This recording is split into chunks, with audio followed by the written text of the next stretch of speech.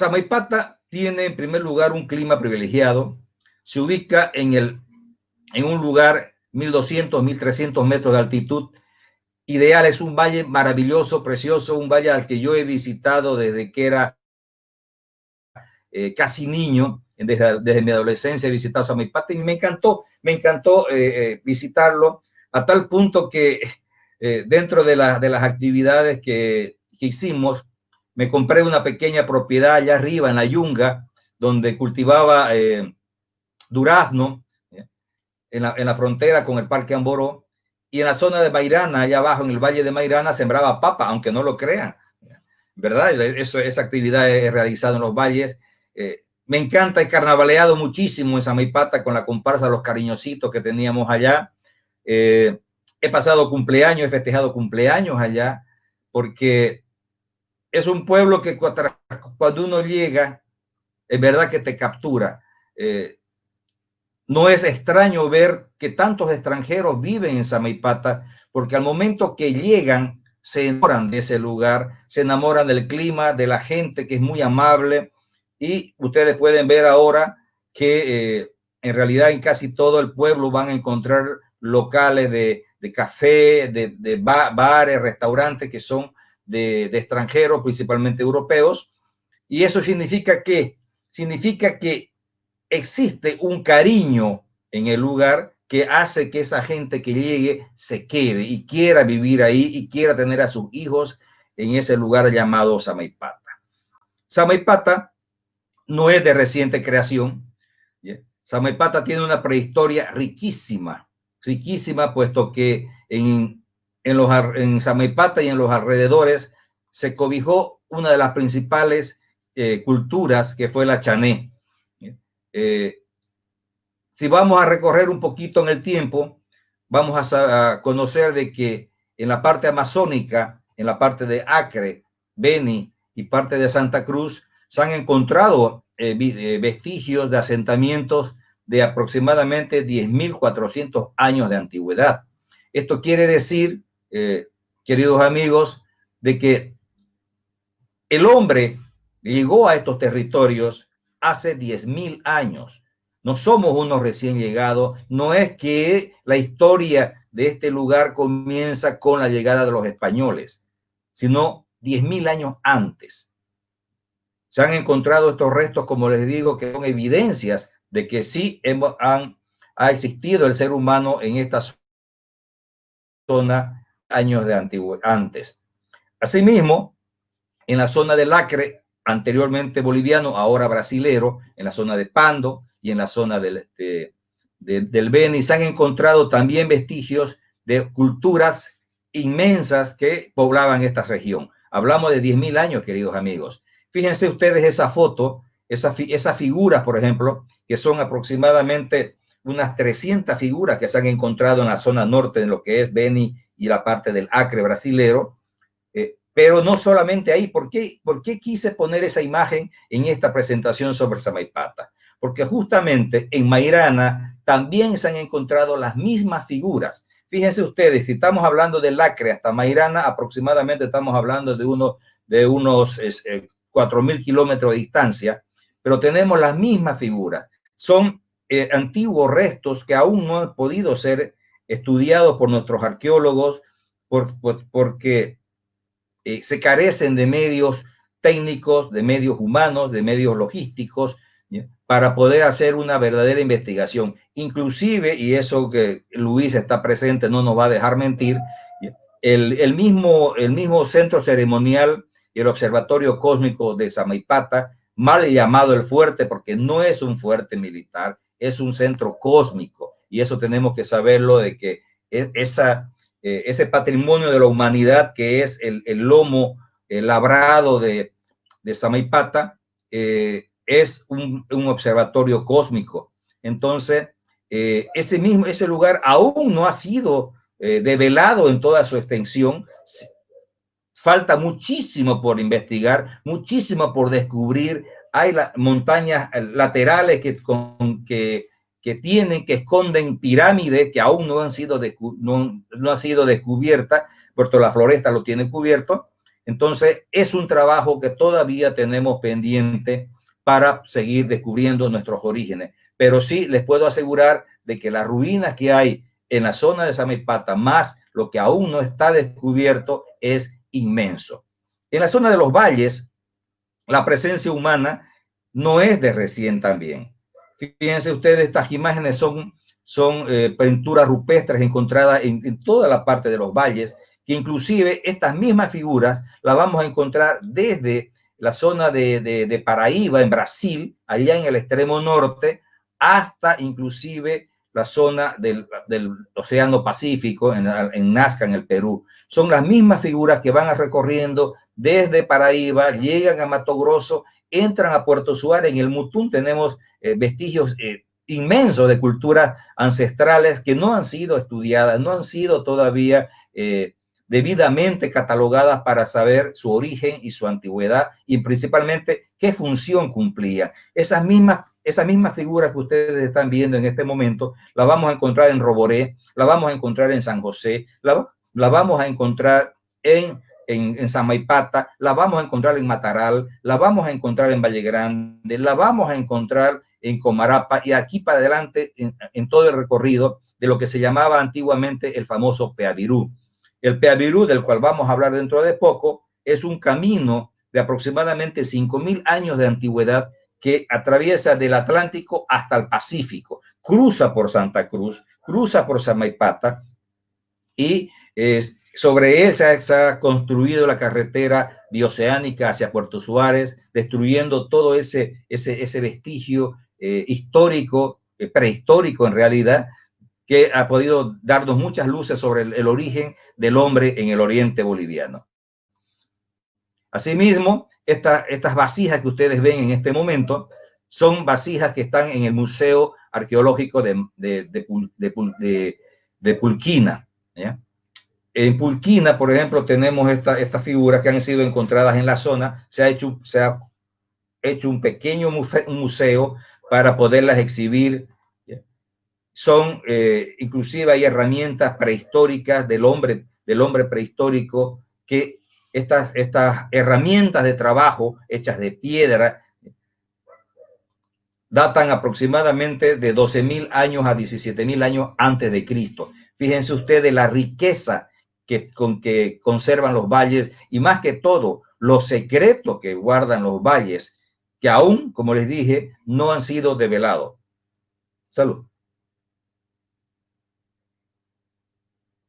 Es un compromiso y tiene que ser un compromiso de todos aquellos que nos están viendo actualmente, porque fíjense ustedes, aquellas personas que nos están viendo, es posible que en un futuro lleguen a ser gobernadores, lleguen a ser alcaldes, lleguen a ser diputados, senadores o presidentes de la República, quién sabe, porque uno nunca sabe cuál es el destino que le depara más adelante. Pero cuando lleguen a ese puesto, cuando lleguen a un lugar donde puedan ustedes provocar algún cambio en beneficio de la investigación arqueológica, antropológica, por favor, ayúdennos. Pedimos ayuda a todas las personas que nos puedan dar recursos humanos, tecnológicos, económicos y de locomoción, para poder seguir investigando y poder preservar estos restos y ampliar aún más el conocimiento de nuestros orígenes. Este es el centro ceremonial de Samaipata. Muchos lo llaman el fuerte, pero en realidad es un centro ceremonial. El hombre del oriente tenía como deidad a la luna. Y si ustedes miran el lomo que tiene la piedra principal, si ustedes se colocan aquí en el comienzo, van a ver que va y apunta hacia la luna. Entonces, hay aquí lo que le llaman el corro de los sacerdotes, es un redondo que hay acá con varios asientitos, que en realidad no es para sentarse.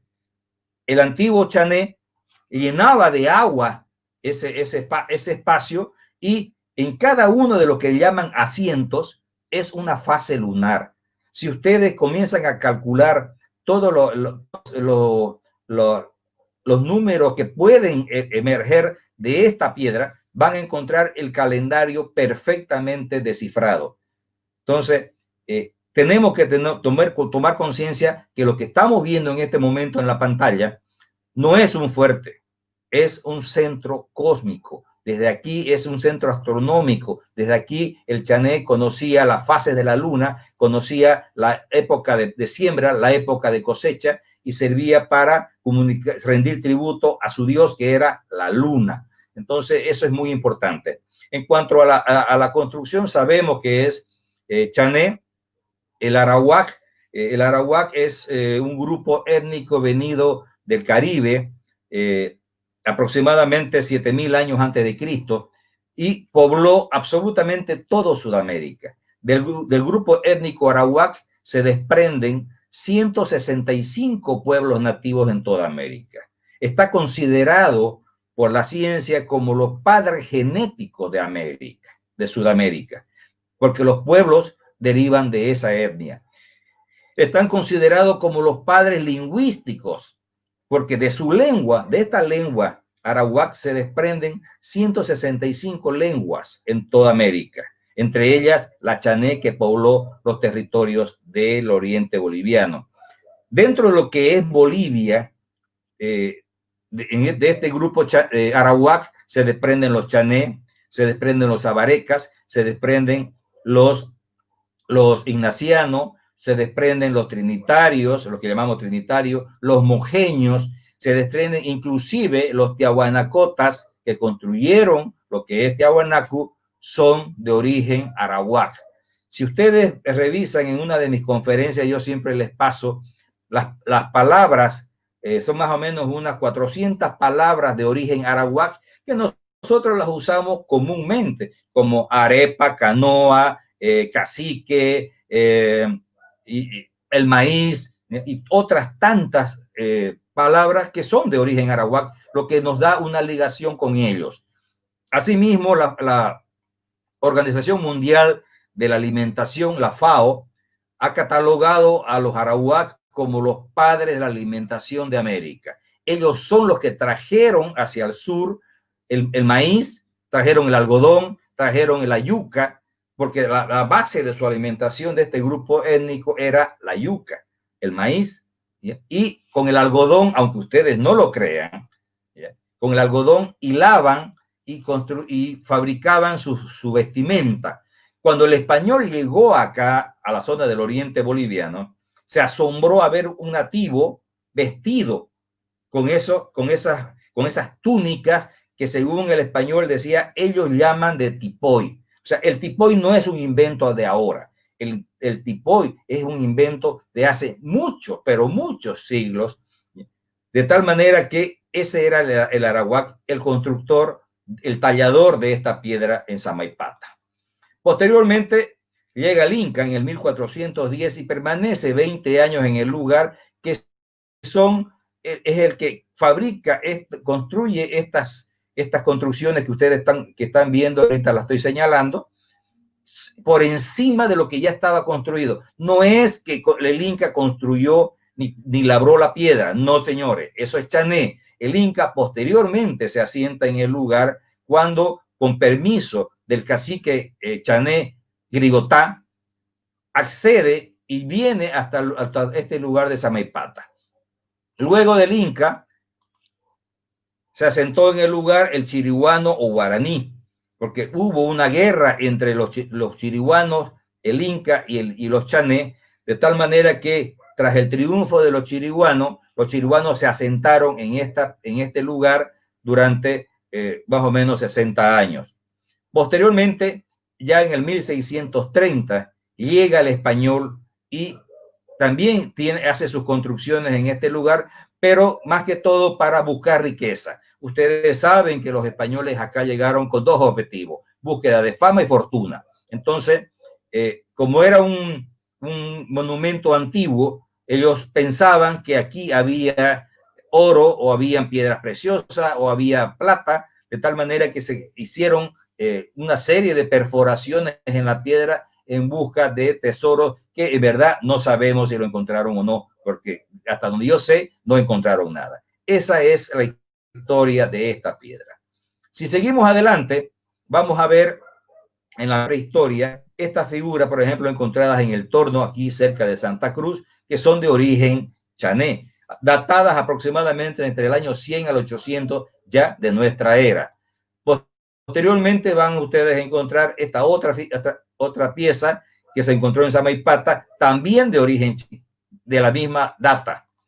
Y también tenemos esta otra pieza que se encontró en Mairana, también de origen chané, datada por la misma época. ¿Qué significa el tener todas estas vasijas datadas en la misma época y ubicadas a lo largo de la carretera actual entre Santa Cruz y Los Valles? Significa que la cultura chané estaba ubicada en El Torno, en Mairana, en Samaipata, en Comarapa, en Pampa Grande, en Mataral. O sea, para que vean ustedes el dominio del territorio que tenían los chané en aquella época.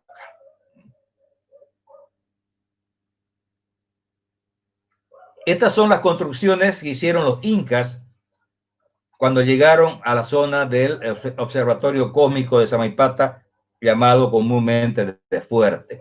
Estas están en la zona baja, en la Chincana, de tal manera que hay vestigios del asentamiento inca. Es verdad, hay. ¿Ya? Posteriormente llegó el español. Ustedes saben que en el año 1561, en la zona de Chiquitos, se funda la primera ciudad de la zona, Santa Cruz de la Sierra. La funda el capitán español Ñuflo de Chávez.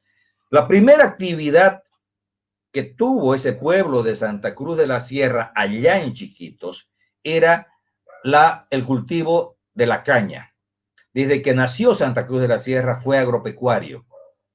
Sembraban caña, extraían miel, hacían tejidos por el algodón que tenían en la zona, de tal manera que inmensas caravanas salían desde Santa Cruz para abastecer a las minas de Potosí con azúcar, con tejidos y con miel. Entonces, el camino que debían recorrer era desde Chiquitos hasta llegar a Sucre. Imagínense ustedes la distancia llevando carretas. Pero en la zona de los valles, donde estaba en ese momento todavía el chiriguano o el guaraní, observaba las carretas y las asaltaba. Es más, entonces había una tremenda inseguridad porque las carretas eran víctimas de asalto de parte de los nativos.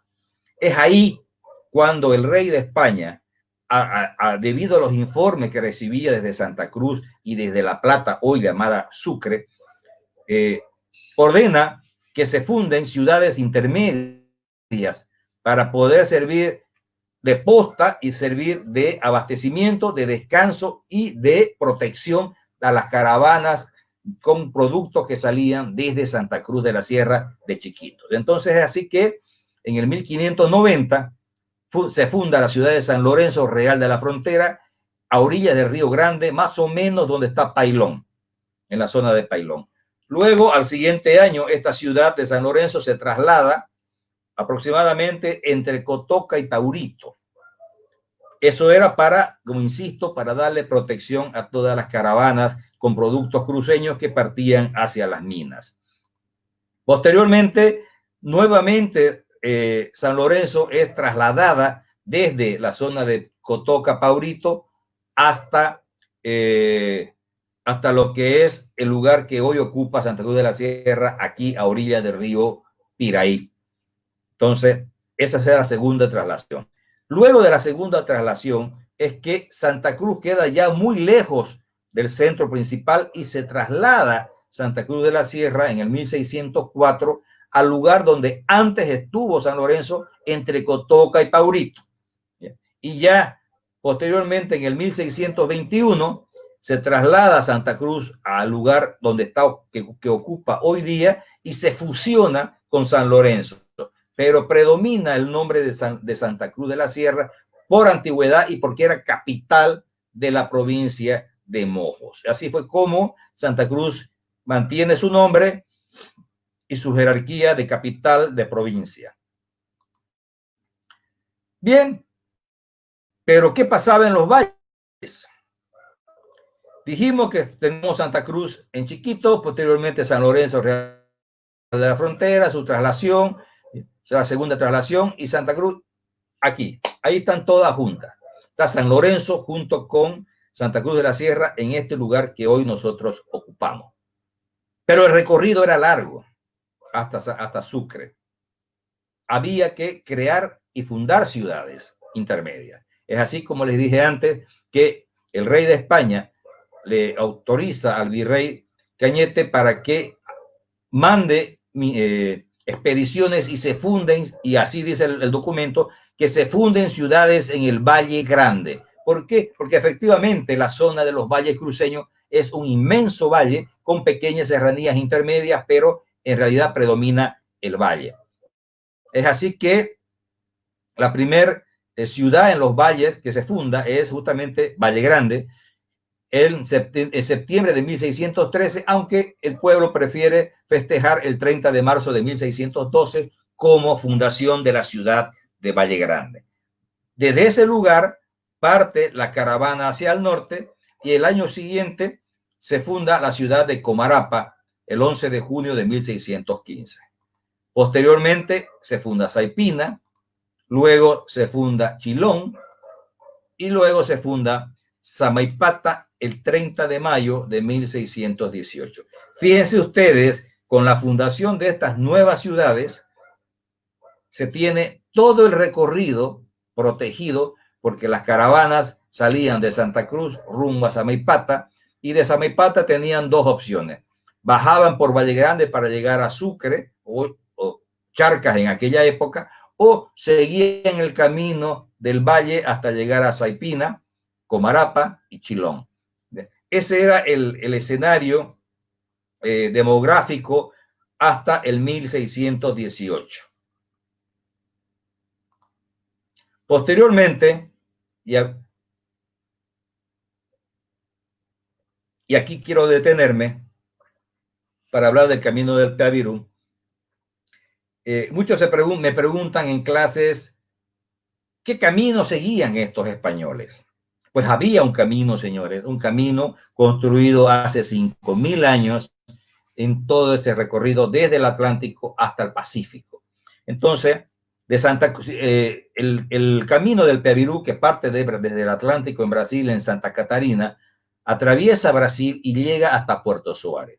Hay otra entrada que entra por la zona sur en el Chaco y otra entrada que entra por La Gaiba, por San Matías. Entonces son tres entradas que tenía el Peavirú y llegaban a unirse los tres caminos y recorrían hasta la zona del Perú. Ese camino que llaman mal llamado del Inca, porque no fue el Inca el que lo construyó, ese camino del Inca es parte de lo que es el Peavirú original. Hay otro ramal que los españoles le llamaron Camino Real, que va desde Samaipat, desde Mairana, va desde Valle Grande hasta Sucre, un camino empedrado. Entonces, los españoles ya habían caminado por ese camino. Fíjense ustedes que ni bien se fundó Santa Cruz en el 1561, ¿ya? Ya las autoridades de La Plata o de Sucre ya tenían conocimiento de ese camino. Entonces se pidió el Cabildo cruceño, el Cabildo de Santa Cruz, luego de su fundación, miren, a 2 meses de su fundación, en el 1561, le pidió a las autoridades que mande una expedición de españoles para reabrir el antiguo camino empedrado, el Peavirú, que viene por Pojo. ¿Ya? Ustedes saben que Pojo es una población que se encuentra ahorita, es la frontera entre Santa Cruz y Cochabamba en la zona de Siberia. Entonces, fíjense ustedes que en el 1561 se sabía de la existencia de este camino. ¿Por qué? Porque cuando llega el primer hombre español a las costas brasileras, que es el señor Solís, Juan Díaz de Solís, en el 1512, Los nativos que vivían en la zona de Santa Catarina, los carillós, le contaron que existía este camino y que llegaba hasta el Perú. Entonces, los españoles no desconocían la existencia de este camino. Y así fue como lo primero que piden, que pide el Cabildo cruceño a las autoridades españolas que había en La Plata, es que se abra ese camino para poder justamente ¿qué? Llevar esas caravanas con productos hasta Potosí. Posteriormente, tenemos unos documentos donde don Fernando de Cazorla y Narváez, en el 1584, acompañado por don Alonso Paniagua y otros, transitaron por ese camino de Samaipata. 1584, ojo, todavía no había sido fundado Samaipata y ya los españoles transitaban por la zona. Entonces, en un informe que manda este explorador Fernando de Cazorla y Narváez, indica que es el mejor camino para ir al Perú desde Santa Cruz es a través de este camino.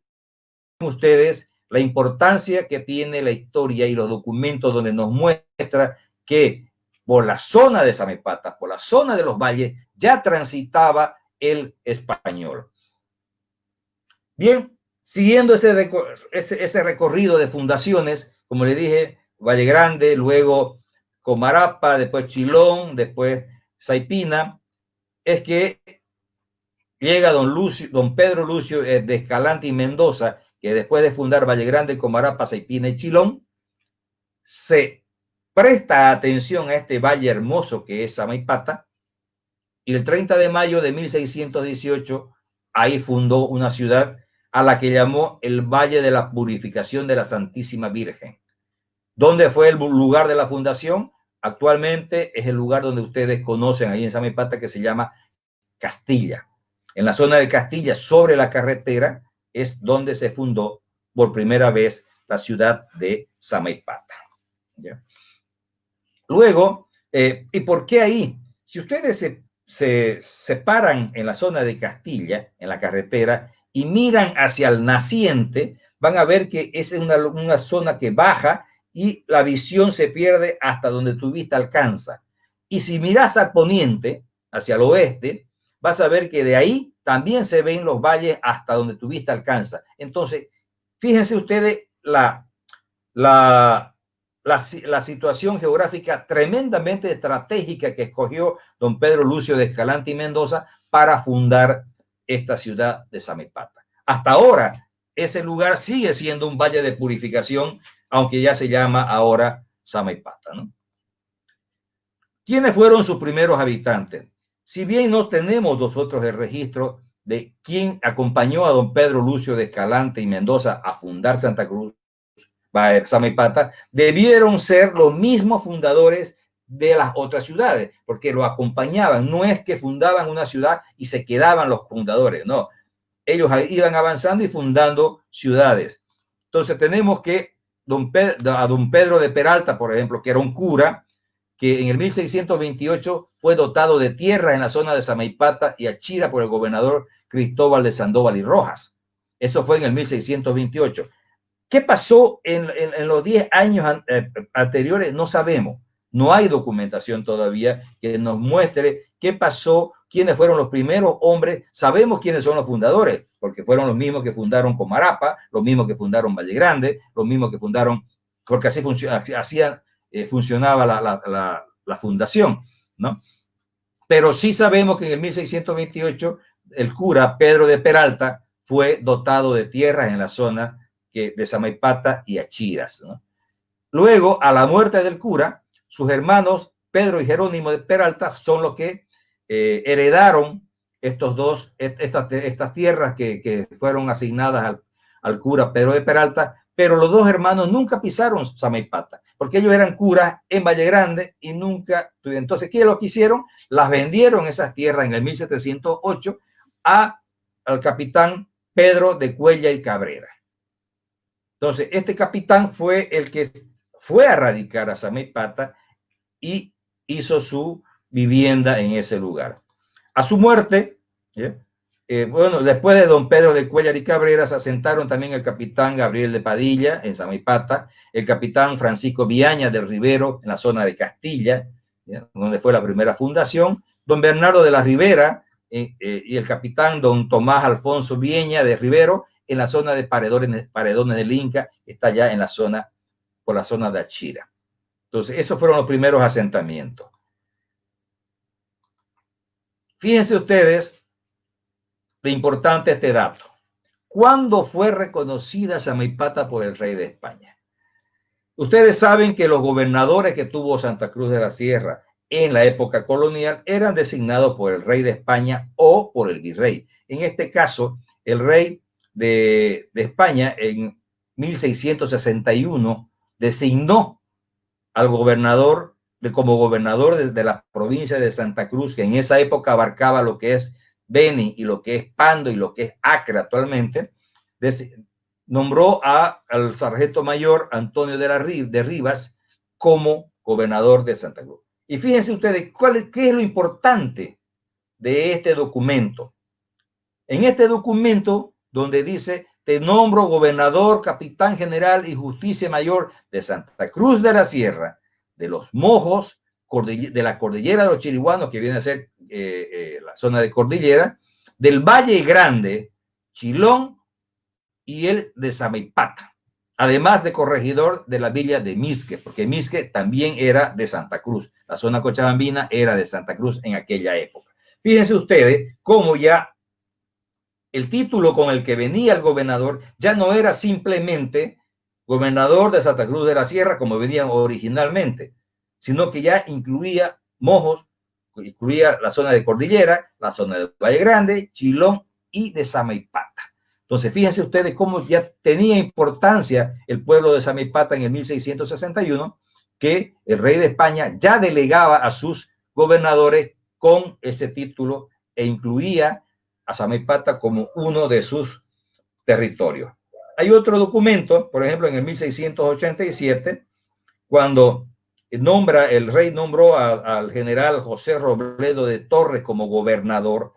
Fíjense ustedes el título que le da: gobernador de Santa Cruz de la Sierra, Valle Grande, Chilón y Samaipata.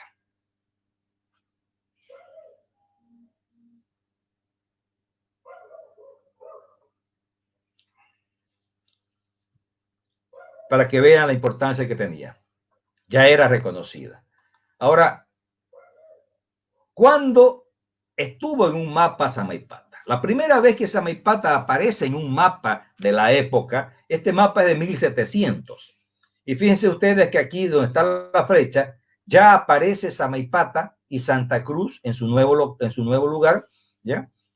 Aparece Samaipata como un referente en el mapa. El camino que seguía iba a Misque, de Misque iba a Cochabamba. Esa era la ruta que se seguía, ¿ven? Entonces, Samaipata, 1700, ya figura en los mapas coloniales. Esto es importantísimo. Luego, posteriormente, tenemos un gran dilema con el tema de su iglesia. Sabemos que la primera iglesia obviamente se construyó en la zona de Castilla, porque fue tras la fundación lo primero que se hacía era la iglesia y la gobernación. Entonces, sabemos que la primera iglesia se construyó en la zona de Castilla. Posteriormente, don Dionisio Butrón y su esposa, doña Isabel Pedraza, le pidieron al gobernador de la época que le den 4 manzanos en la zona alta, porque Castilla queda más o menos en una pendiente, en la zona alta, para poder construir una iglesia más cómoda y construir un pueblo. Entonces, el gobernador le asignó a esta pareja la zona donde hoy está la plaza principal y las 4 manzanas de alrededor, que se llamaba el descargadero. ¿Por qué? Por el riachuelo que corre y va y descarga en esa zona.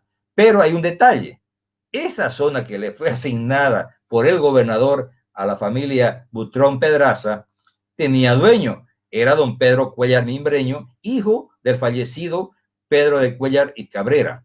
Entonces, ¿qué es lo que hace la pareja? Le propuso a don Pedro Cuellar Mimbreño que le venda esas 5 manzanas para que se pueda construir el pueblo. Don Pedro, obviamente que no tenía ningún problema de mezquindad, le entrega, le vende, y el 2 de febrero se construye la iglesia y se bendice entregándola a patrocinio de la Virgen de la Candelaria, nombre con el cual se conoció ese lugar, pero luego Samaipata se sobrepuso sobre todo y se mantuvo hasta ahora. Fíjense ustedes cómo se fue formando ese pueblo. La primera fundación en la zona de Castilla, posteriormente suben hacia el lugar donde está la plaza actualmente, y esa zona don Pedro Cuellar Mimbreño le vende a los esposos Butrón Pedraza, y se construye el pueblo. Ese es el origen que tiene el centro histórico de Samaipata. Es bellísimo, a mí me encanta cada vez que voy a Samaipata. Bien, ok.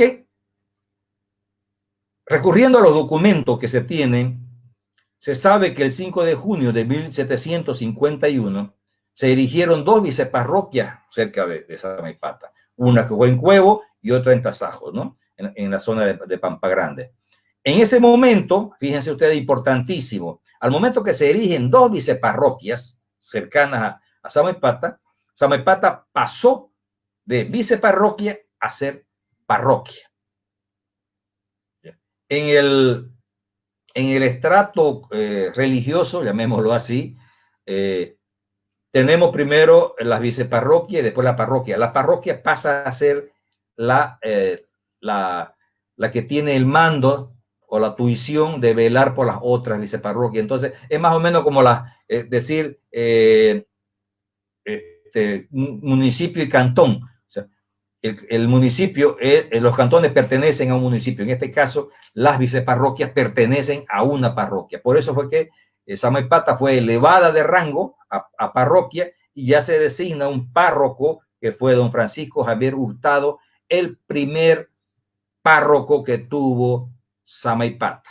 No estoy hablando de sacerdote ni de cura. No, esto ya fue nombrado oficialmente párroco de Samaipata, que pasó a administrar la recién creada parroquia. No confundamos la iglesia, la capilla, viceparroquia, parroquia, ¿no? Entonces, tengamos mucho cuidado al manejar los términos. Tras la muerte de don Francisco Javier Hurtado, que fue en septiembre del 1763, quedó a cargo de la parroquia de Samaipata don Pedro Caballero de Borja. Es posible que algunas personas que me están viendo, que son de familias tradicionales en Samaipata, puedan recordar algunas de estos apellidos, ¿no? Yo sé que los Hurtados tienen una estancia en este lugar, pero desde hace muchos años, porque son una de las familias tradicionales y una de las primeras que llegó a Samaipata. Posteriormente, el gobernador Francisco de Viedma y Narváez, que fue el último gobernador colonial, porque luego vino la independencia y terminó su mandato, él tuvo el cuidado de visitar absolutamente todos los pueblos de su gobernación y levantó un censo. Y es muy interesante conocer la población que tenía Samaipata en el año 1788. Veamos cómo estaba conformada la población de Samaipata en aquella época. Habían 641 españoles, 841 mestizos, 352 mulatos, 50 indios y 6 negros. Total eran 2.430 almas que habían en Samaipata, en todo el partido que ellos llamaban partido a todo, Achira y otros más, habían 14.623 habitantes. Miren cómo es de importante el dato que les estoy pasando, y hay que analizarlo porque 1788, 641 españoles, 841 mestizos, 352 mulatos, 50 indios, 6 negros. Interesante, ¿no? Esos son los... Fíjense ustedes cómo fue creciendo la población en Samaipata. Y ese es el origen. Ahí está. Bien. Resulta que en el 1762, y para que vean ustedes el tamaño y la importancia que tenía Samaipata, en el 1762, Portugal invadió los territorios cruceños en la zona de Mojos, en la zona del Beni, Guayamerín, en la zona de San Matías, que eso era obviamente cruceño en esa época. Invaden los portugueses esos territorios que en esa época eran españoles. Entonces el gobernador de Santa Cruz, ¿ya?, convoca a don Alonso Verdugo, avisa a la Real Academia de Charcas, Real Audiencia de Charcas, y le dice: señores, hemos sido invadidos. E inmediatamente viene desde Sucre, desde Potosí, desde Oruro, pero también, fíjense ustedes, en lo que es el departamento de Santa Cruz actualmente, habían compañías militares, de tal manera que en el 1762 vinieron 15 compañías militares de Santa Cruz, 12 compañías militares de Valle Grande, 6 compañías militares de Chilón y 6 de Samaipata. ¿Qué significa esto? Significa que Samaipata tenía una guarnición militar importante. 6 compañías, estamos hablando aproximadamente de 200 hombres. 200 hombres dedicados a las armas. De esos 600 que habíamos visto anteriormente, había una importante fuerza militar en Samaipata. ¿Por qué? Porque era importante Samaipata. Era importante. También juntamente con esta tropa vinieron el gobernador de Valle Grande, Pedro José Cibaute, que es un apellido que he escuchado seguido últimamente. Se vino desde Valle Grande con una flota marina con lanchas y canoas. Él lamentablemente murió en la lucha contra los portugueses el año 1763. Pero fíjense ustedes, yo les pido por favor que vamos analizando todos los datos que les estoy dando para que puedan tener una idea completa de la importancia que tenía Samaipata y los valles cruceños en lo que es la conformación de la provincia de Santa Cruz de la Sierra.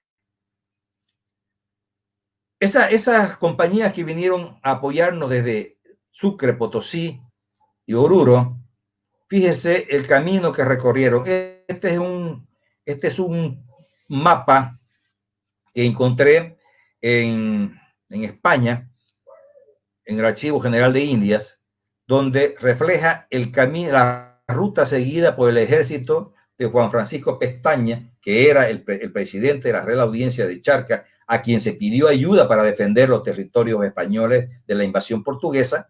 Y se vino desde La Plata, aquí fíjense, en el rincón derecho, La Plata, siguió por Aiquile, fue hasta Chilón, llegó a Samaipata este contingente de más de 700 hombres. Hay un legajo de aproximadamente 7.000 páginas que relatan toda esta travesía que hizo el ejército español desde Oruro, Potosí, Sucre, y llegó hasta la zona del Beni. Luego de Samaipata, ese ejército llegó a Santa Cruz y hay una nota del Cabildo cruceño de aquella época donde dice que tuvieron que alimentar a 700 hombres hasta que pasen las épocas de lluvia para que sigan su viaje. Y el pueblo quedó muy pobre después de darle de comer a tanta gente, decía.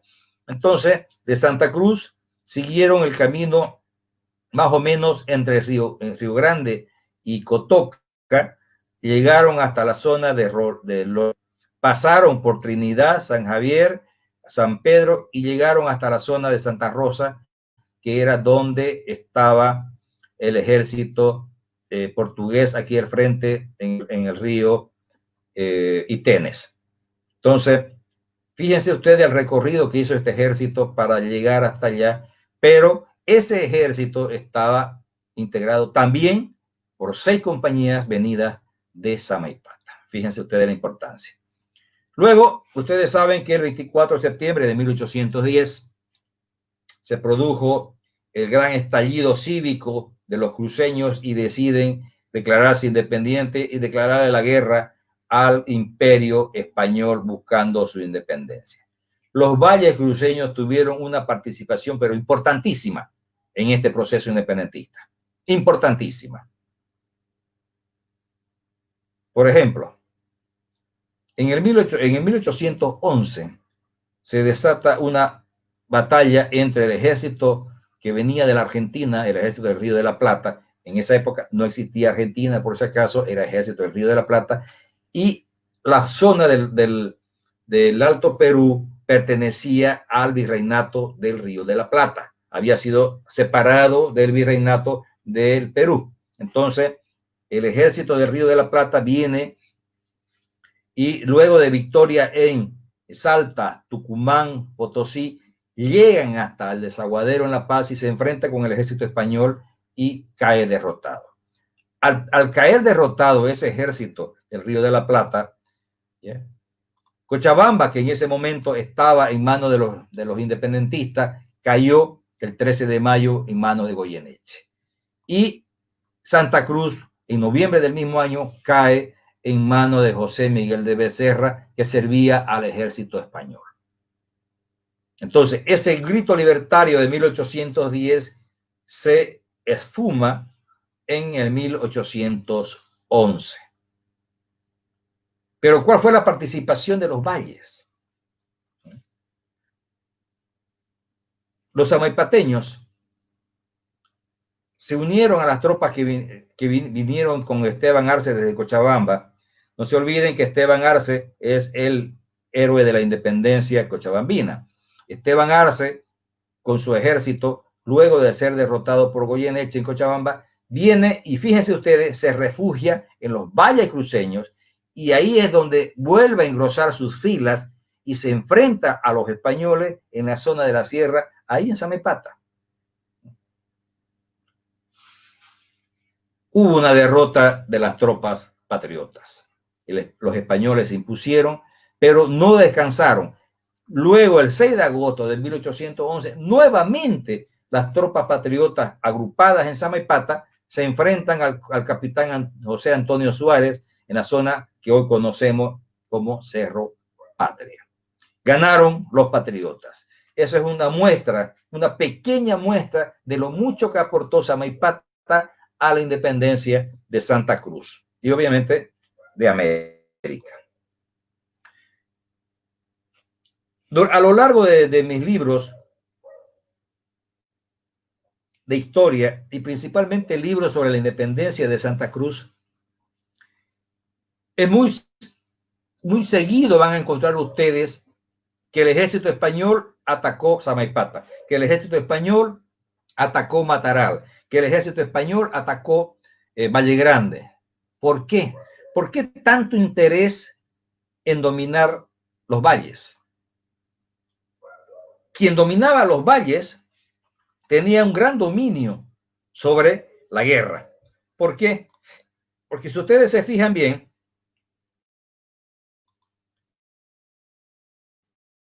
tenemos Valle Grande, Samaipata, Mataral, Comarapa. Valle Grande se comunica con Chuquisaca, se comunica con Cochabamba y se comunica con Santa Cruz. Unos a través de Mataral, Comarapa, el otro a través de Samaipata y el otro a través de Pucara. Fíjense ustedes la importancia geopolítica que tenían los valles en la guerra de la independencia. Si no fuese por la valentía de los hombres de Comarapa, de Mataral, Samaipata, Valle Grande, que sí lucharon, porque algo que tienen que saber los samaipateños es que en su plaza cayeron 400 hombres muertos durante la guerra de la independencia. 400. Que en su plaza de Samaipata se fusilaron a hijos de Samaipata, fusilados por los españoles por gritar independencia.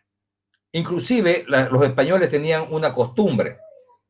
Tomaban una población y fusilaban a todos los que estaban en contra de la corona y fusilaban a los otros ciudadanos por no haberse opuesto a los patriotas.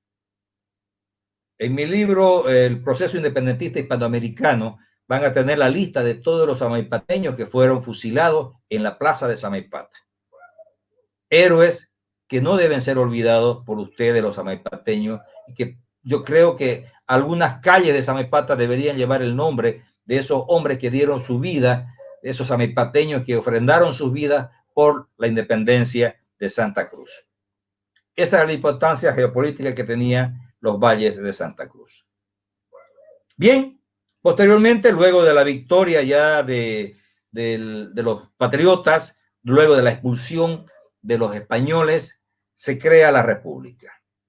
El 6 de agosto de 1825, ustedes saben que se crea la República de Bolivia, y al año siguiente, en el 23 de enero de 1826, el mariscal Antonio José de Sucre hace la división política del territorio de Bolivia, en lo que corresponde a la zona de Santa Cruz, que como les dije en aquella época abarcaba Beni, Pando, Acre y la zona de Cordillera, parte de Tarija y parte de Chuquisaca.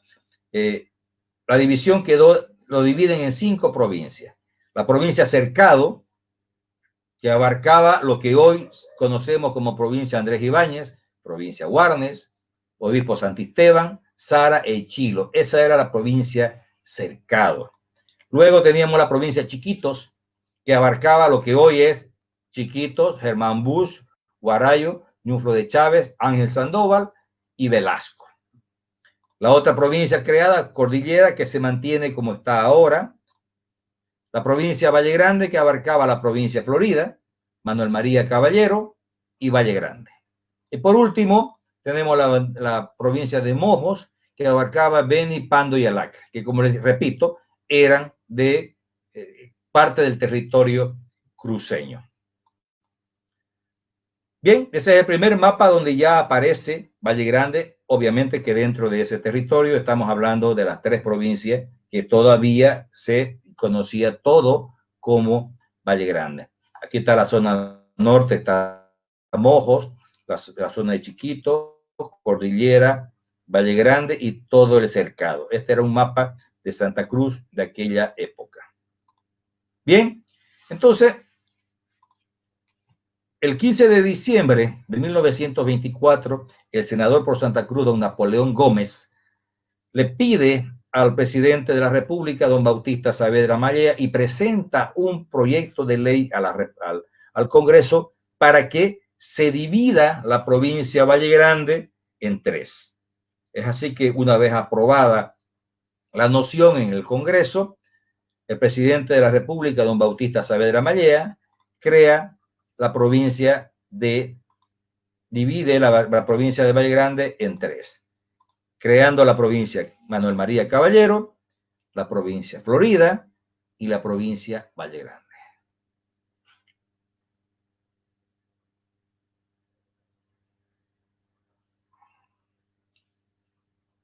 Luego de esta división, el territorio, el primer subprefecto de la provincia Florida fue el señor don Juan Ligerón Loaiza, que fue posesionado el 3 de febrero de 1925, ante el júbilo de la población, y ocupó el cargo hasta 1929, siendo reemplazado por don Urbano Franco y Jordán, apellido muy conocido en Samaipata. De esta manera, luego de la división, el territorio de la antigua provincia de Valle Grande quedó fragmentada en 3 partes.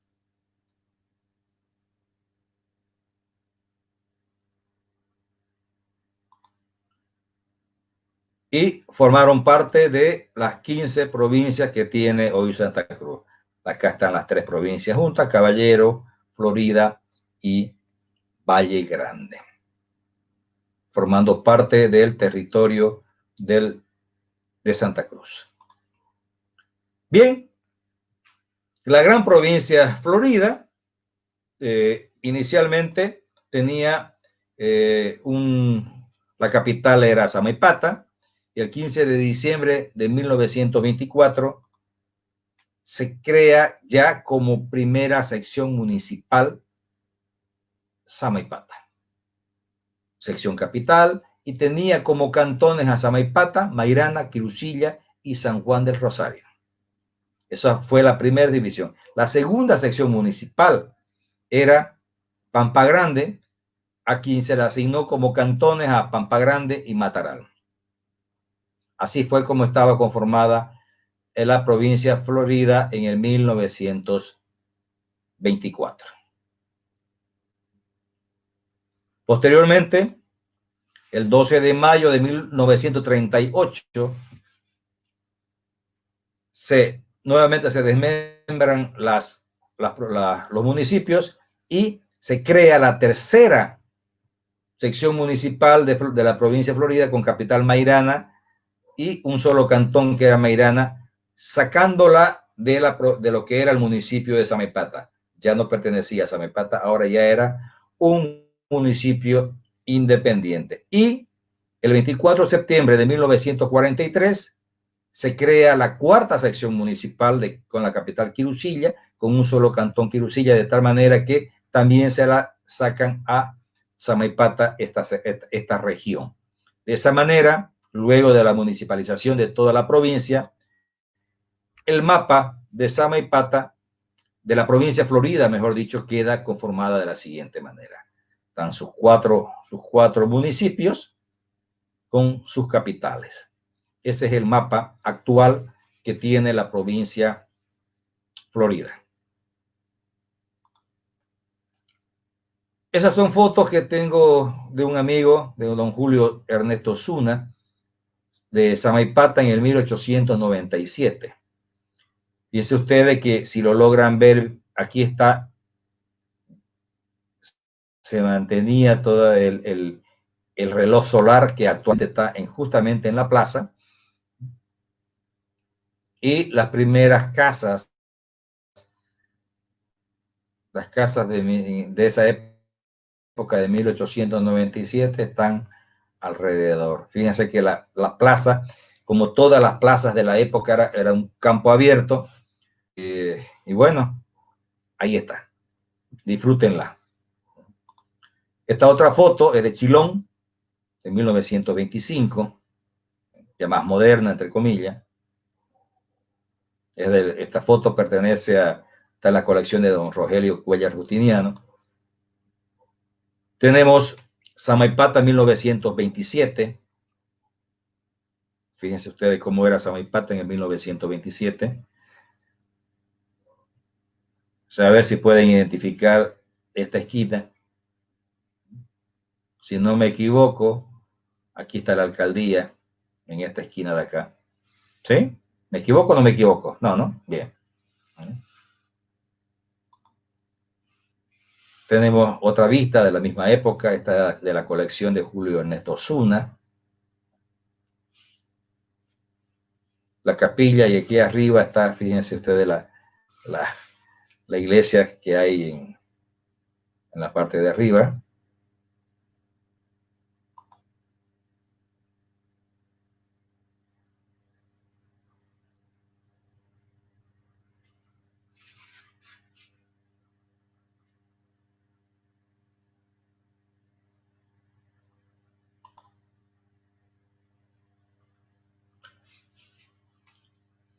Ya vimos el pasado de Samaipata. Vimos la prehistoria, desde el origen de los primeros habitantes. Vimos la parte fundacional, la parte colonial. Vimos el proceso de independencia y vimos el proceso republicano. Ahora veamos el futuro de Samaipata.